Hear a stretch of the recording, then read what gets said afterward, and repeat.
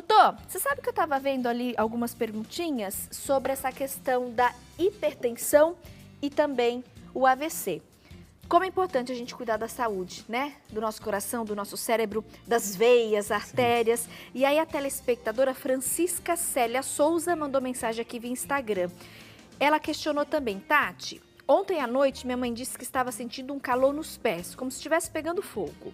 Ela é hipertensa e pré-diabética. Onde moramos é muito quente, ela disse que é do Maranhão. E aí ela pede uma orientação do doutor. Um beijo. Primeira recomendação, né, doutor? Se esse formigamento, se essa sensação continuar, tem que procurar um médico, né? Não tenha dúvida. E pré-diabética pode ter relação, sim, com a hipertensão.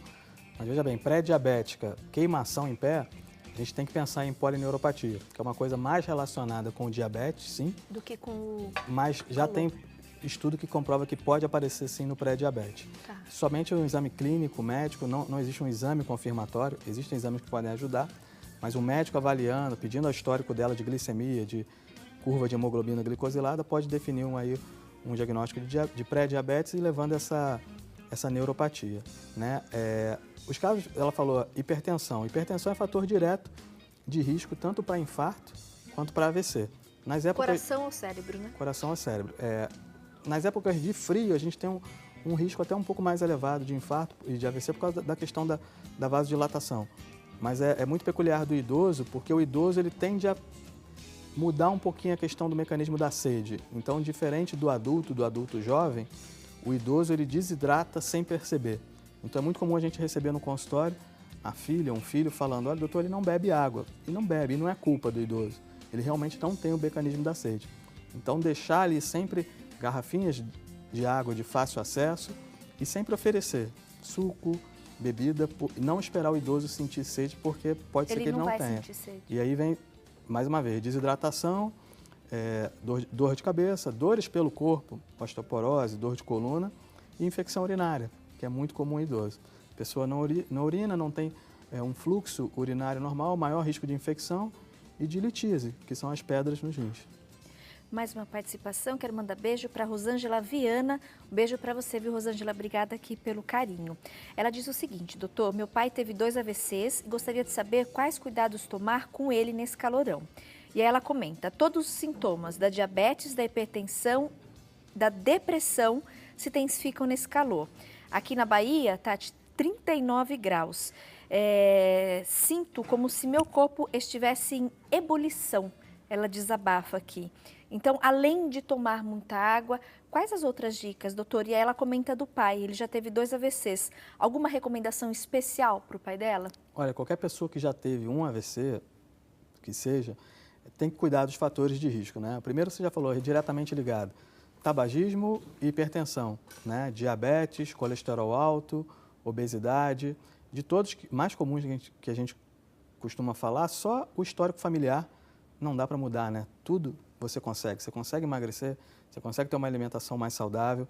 Então, assim, uma vez que ele já teve o AVC diagnosticado, controlar os fatores de risco, né? Se for fumante, parar de fumar, ver como é que está a questão da dislipidemia, colesterol, triglicerídeo, ver a questão tá dentro do peso, né? Como é que está a alimentação dele, como é que está a pressão, está bem controlado, como é que está o diabetes. São 2 inimigos ali silenciosos, né? E aquele negócio, se a população normal, um adulto jovem já se sente incomodado nesse período, imagina uma pessoa que teve um AVC, né? Que é uma obstrução de um vaso que leva sangue para o cérebro.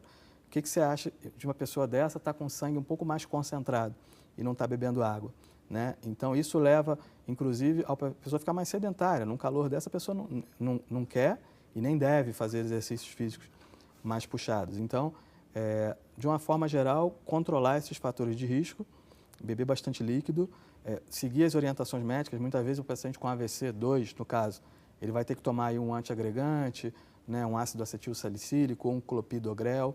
Então, mais do que nunca, atentar, os idosos fazem parte de um dos extremos, assim como os bebês, para esses sinais, os sinais vitais, como é que está o batimento cardíaco, como é que está a pressão, tem que medir um pouco mais, né, medir de manhã, de tarde, de noite, para ficar vendo e controlar os fatores de risco, basicamente. Perfeito. Cara também se manifestou, interessante. Ela queria entender, doutor, por que no calor o corpo incha muito?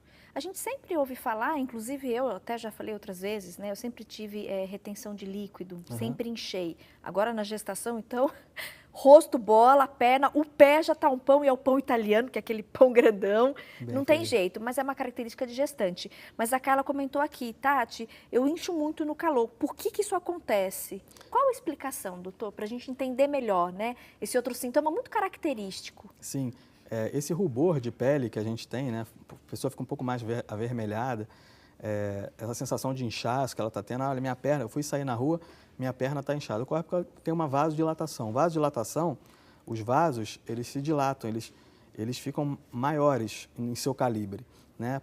Para facilitar a troca de temperatura com o ambiente e tudo mais. A grávida, ela tem, além disso, uma outra circulação de um ser dentro dela. Tanto que depois que tem o parto, tem aquela perda muito bem considerável de peso, que é líquido, que a grávida perde, né? Então, isso que a telespectadora falou é a questão da vasodilatação. Muitos médicos colocam a panturrilha como um segundo coração. Então, você imagina o vaso, as veias da perna dilatando, esse sangue tende a acumular, sangue acumulado tende a extravasar líquido, né? Então, tem o cacifo, o paciente às vezes aperta a pele do pé, fala, meu pé está inchado, fica até a marquinha do dedo. É isso. Fica esbranquiçado e a marca do dedo, demora para passar. Exatamente, é o cacifo, que é o edema. Sangue acumula nas pernas por causa da vasodilatação. Ou seja, o nosso vaso, ele incha, ele estufa, muito sangue acumula ali e acaba vazando o líquido. Extravasa, e esse líquido, ele fica retido ali no tecido subcutâneo, formando esse edema. É importante falar que isso é um fator de risco. Então, o sedentarismo, a pessoa que não anda, ou trabalha muito tempo em pé ou muito tempo sentado, o sangue tende a ficar retido ali e é um fator de risco para até outras doenças como varizes, como trombose, Tem tudo que mais. ficar atento. Tem que ficar atento. Aproveitando só o seu conhecimento, doutor, e muita gente recomenda, né, você em casa, gestante ou não, mas que tende a inchar mais no calor, principalmente nessa região dos membros inferiores, perna, canela, panturrilha, pés, colocar o pé para cima. Eu percebo que realmente dá uma aliviada, melhor, não que resolva, mas melhora, alivia.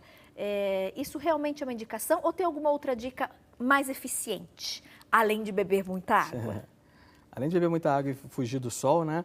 Essa pode ser sim, desde que a pessoa não tenha restrições cardiológicas, tá?